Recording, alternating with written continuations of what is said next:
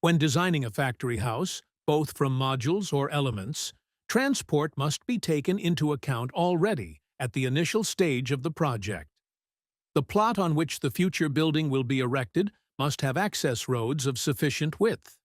In addition, the plot must also have enough space for the erection of the building and a suitable location for the placement of the crane. The section of road along which the modules are transported must first be thoroughly analyzed. The analysis must include bends and constrictions of the road to be crossed, tunnels, and weight limits for bridges.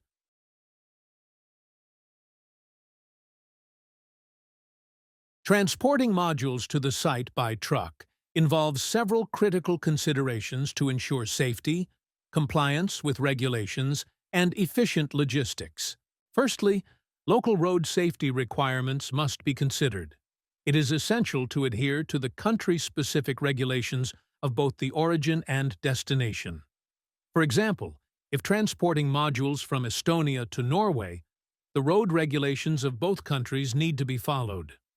In Norway, modules wider than 4.2 meters can only be transported with a police escort, and between 10 p.m. and 6 a.m. Modules with a width between 3.6 and 4.2 meters must be transported with an accompanying car and can only be driven outside rush hour. The dimensions of the module are another crucial factor. Although modules with large dimensions can be produced in the factory, local laws often impose restrictions on transport dimensions. The maximum length and height of the module depend on the specific road sections along the route. This means roads need to be analyzed before the design process of the modules. Low trailers with a height of 0.3 meters can be used to transport taller modules. Generally, modules do not exceed 4.2 meters in width, 4 meters in height, and 12 to 13 meters in length. The vehicle transporting the module also imposes its own restrictions on the module's dimensions. It is crucial to ensure the module's size is compatible with the trailer or truck used for transportation. Special cargo services are often employed for oversized modules. These services include additional work such as loading schemes, selection of equipment, route planning, transport permits, and planning of intermediate storage. Special cargo charges are usually higher, significantly adding to the project's cost. Modules must be properly supported during transport. To secure the module to the trailer or ship, plastic corner protectors may be used to protect the packaging film and load straps. Ensuring that modules are packed securely and supported appropriately helps prevent damage during transport. Understanding and adhering to these considerations ensures that transporting modules by truck is conducted safely and efficiently. Proper planning, compliance with regulations, and secure packing are critical to preventing accidents and ensuring smooth transport operations.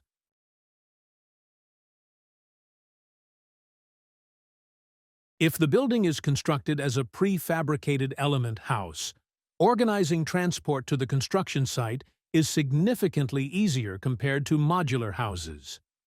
Individual house elements can be placed side by side or grouped in multi-packs on the truck, allowing a suitable load to be assembled without width issues related to traffic restrictions.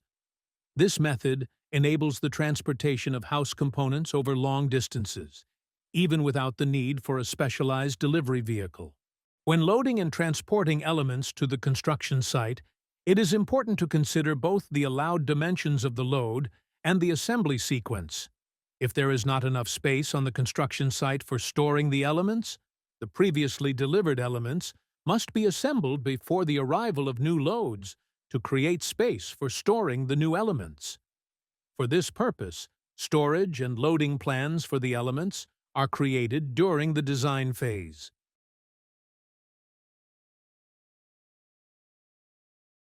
Often, in addition to road transport, ship transport is also necessary, particularly for modular houses. Modules transported by ship are unloaded at the port of the destination country and then reloaded onto trucks for further transportation to the construction site. To ensure the modules arrive in the correct order at the site, temporary storage at the port may be required. Ship loading is typically managed by a separate service provider responsible for safely loading the modules onto the ship. The project or site manager prepares a detailed loading plan that takes into account the dimensions of the modules, the size and capacity of the ship, and the order of erection at the construction site. Companies generally have their own guidelines and best practices developed for this process to ensure efficiency and prevent damage to the modules during transit. Proper planning and coordination between all parties involved are essential for the successful transport of modules by sea.